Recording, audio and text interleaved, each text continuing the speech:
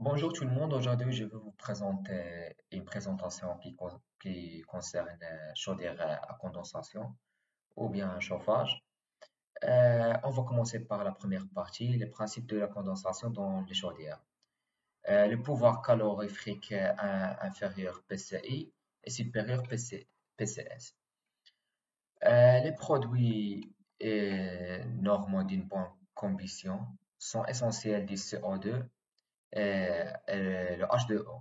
Juste après la réaction de combustion, cette eau ici du combustible se trouve à l'état gazeux dans les fumées, en tant que l'eau à l'état gazeux n'est pas visible.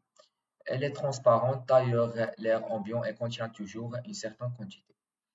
Imaginons que nous puissions réaliser une combustion parfaite d'un combustible, libérant ainsi le maximum d'énergie sous forme thermique ou bien l'énergie qui était initialement contenue sous forme chimique dans le combustible.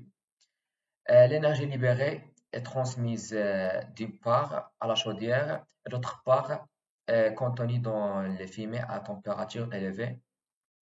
Si on peut aussi récupérer l'énergie contenue dans ces fumées en abaissant leur température jusqu'à la température ambiante, on dispose théoriquement de toute l'énergie que le combustible contenait initialement. Il s'agit du pouvoir calorifique.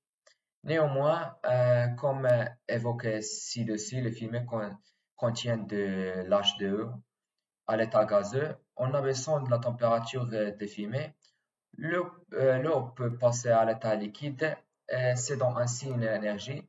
La chaleur de condensation ou énergie latente, si on est capable de récupérer cette énergie, on parlera du pouvoir calorifique supérieur PCS. Par contre, si dans la phase de récupération de l'énergie des fumées, on ne sait pas la récupérer, alors on parlera de la pouvoir calorifique inférieur PCI. Le pouvoir calorifique supérieur est par définition supérieur au pouvoir calorifique inférieur PCS ou bien pouvoir calorifique supérieur est supérieur à PCI, pouvoir calorifique inférieur. En effet, on a récupéré la chaleur latente de la vapeur d'eau, combustible lié à la technologie des chaudières à condensation. Pour le gaz naturel type L, PCS, PCS ou bien le pouvoir calorifique supérieur euh, égale à 9,79 kWh par mètre cube. Et PCI, le pouvoir calorifique inférieur, égale à 8,83 kWh par mètre cube, soit PCS égale PCI plus 10,8%.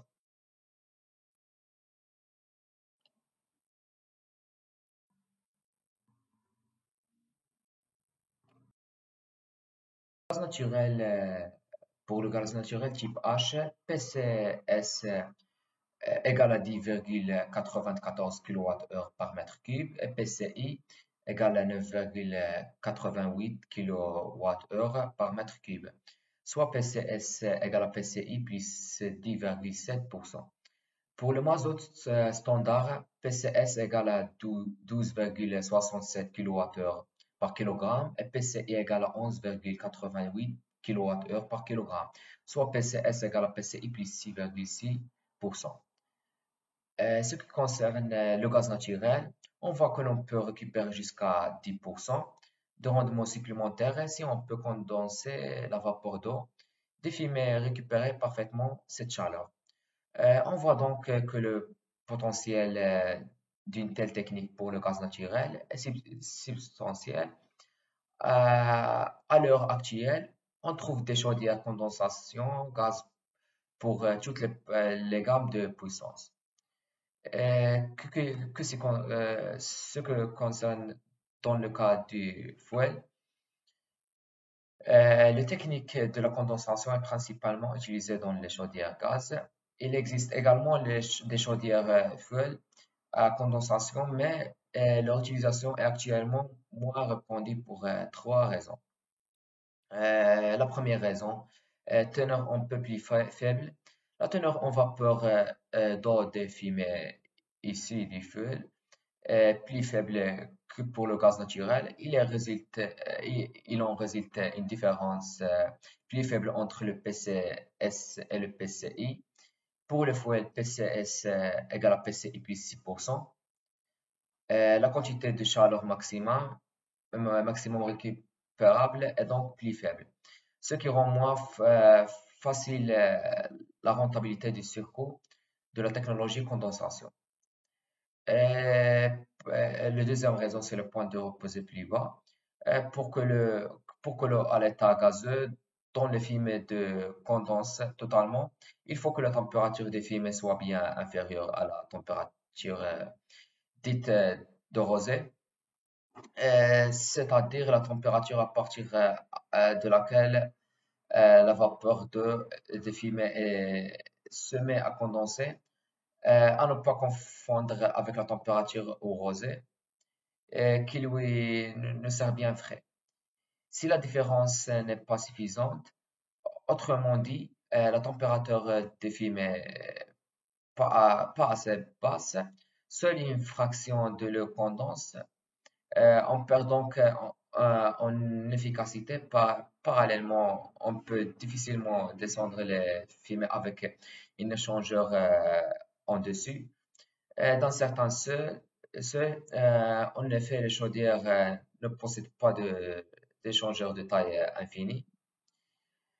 Le problème est que dans le cas du mazout, la température à partir de laquelle la fumée condense est plus basse que dans le cas du gaz. Il faut donc descendre les fumées à une température relative plus faible pour pouvoir bénéficier pleinement davantage de la condensation. Ce qui concerne la troisième raison, c'est la température de condensation des fumées en fonction de leur teneur en CO2. Pour le coefficient d'ACR typique pour le gaz et le feu, c'est-à-dire 1,2, la concentration en CO2 est de respectivement 10 et 13%, donnant une température de recette approximativement 55 degrés Celsius et 47,5 degrés Celsius. Euh, Présence de soufre à acidité. Le fouet contient du soufre et génère des condensats plus acides, présence d'H2SO4, corrosif pour la cheminée et l'échangeur. De plus, lorsque la température de retour du circuit de chauffage se situe à la limite permettant la condensation des fumées, la quantité de condensé est faible. Notons cependant que les gros fabricants des chaudières ont quasiment tous développé des chaudières à condensation fonctionnant au fouet. Néanmoins, ils ne proposent pas toujours ces produits dans toutes les gammes de puissance. L'acier inoxydable de l'échangeur a été étudié pour résister au condensat acide. Pour comparer le rendement des chaudières à condensation et celui des chaudières classiques, il faut comparer le rendement global annuel au rendement saisonnier qui prend en compte toutes les pertes de la chaudière en fonction de la charge réelle et la chaudière durant toute la saison de chauffe. Et pour obtenir les meilleurs rendements, il faut que la température de fumée soit la plus basse possible. Du coup, il faut une température de retour du circuit de distribution de chauffage la plus basse. Cela s'obtient par une bonne conception du circuit hydraulique, essentiellement en travaillant avec une température de départ plus basse que des émetteurs de chaleur qui travaillent à basse température. On pense naturellement au chauffage par le sol. Néanmoins, les radiateurs ou convecteurs basse température peuvent aussi convertir pour atteindre cet objectif. Maintenant, on passe à une autre partie. L'intérêt d'une chaudière à condensation pour améliorer une ancienne installation de chauffage. Euh, y a-t-il un intérêt de placer une chaudière à condensation sur un réseau de radiateurs dimensionnés en régime euh, 90 degrés sur 80, sur 70 degrés Celsius? En effet, si la température de retour est de 70 degrés Celsius, alors la chaudière ne condensera pas. Pourtant, il y a bien un intérêt à placer une chaudière à condensation. D'une part, la température de retour ne sera de 70 degrés Celsius que pendant les périodes plus froides de l'année. En effet, le régime de radiateur 90 degrés 70 degrés Celsius correspond aux températures extérieures les plus basses, plus particulièrement à la température de dimension de l'installation. Si la température de départ est adaptée à la température extérieure, euh, régulation climatisée ou glissante, la température de retour sera plus faible pendant la période moins froide de l'année, pouvant finalement donner lieu à la condensation dans la chaudière. La première figure, il s'agit de l'évolution de la température glissante de retour en fonction de la température extérieure pour une installation conçue en régime. Euh, et pour la deuxième, d'autre part, même en absence de condensation, le rendement utile minimum obtenu 95% sont supérieurs aux valeurs que l'on rencontre avec les chaudières traditionnelles au rendement 92 ou bien 94%. Sur base des arguments suivants, le potentiel d'une chaudière à condensation sur une ancienne installation dimensionnée en régime 90% ou bien 70% est justifié pour le gaz naturel présenté mais moins important. Ceci est dû à la température du point de rosée qui est plus basse pour le mazout.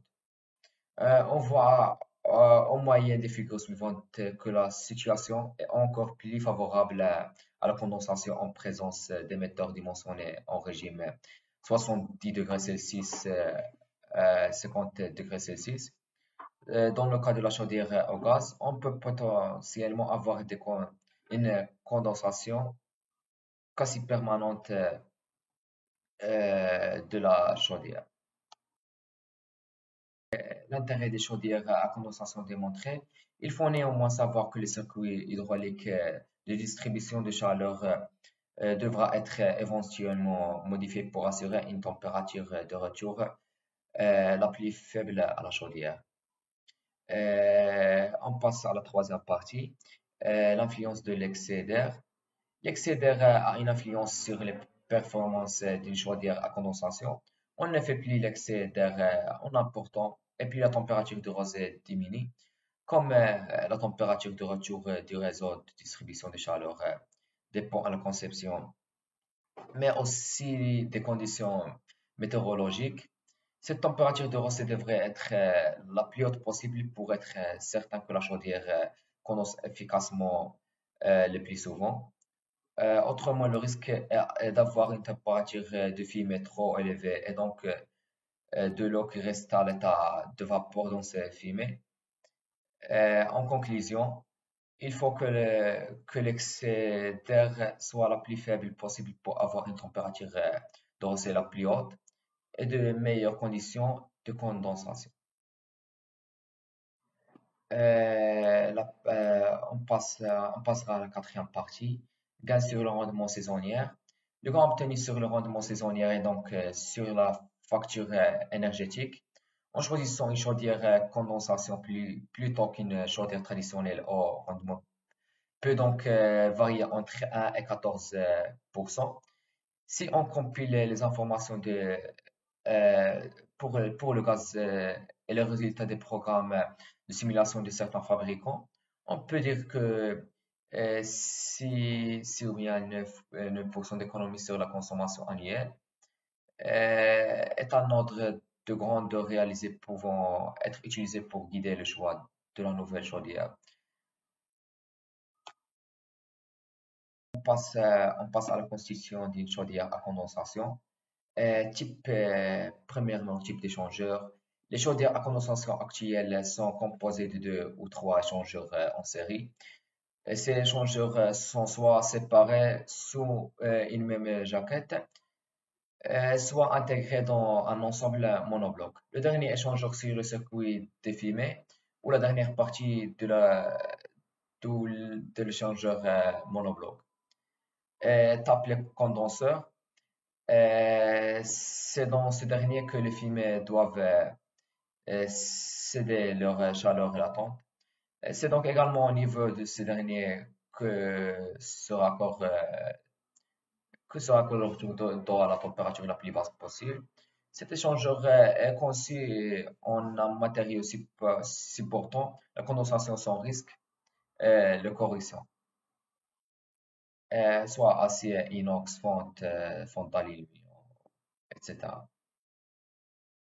Il est possible d'utiliser un condenseur séparé rajouté à une chaudière traditionnelle de manière à en augmenter son rendement. Cela est en principe possible pour toutes les chaudières gaz et fouet existantes.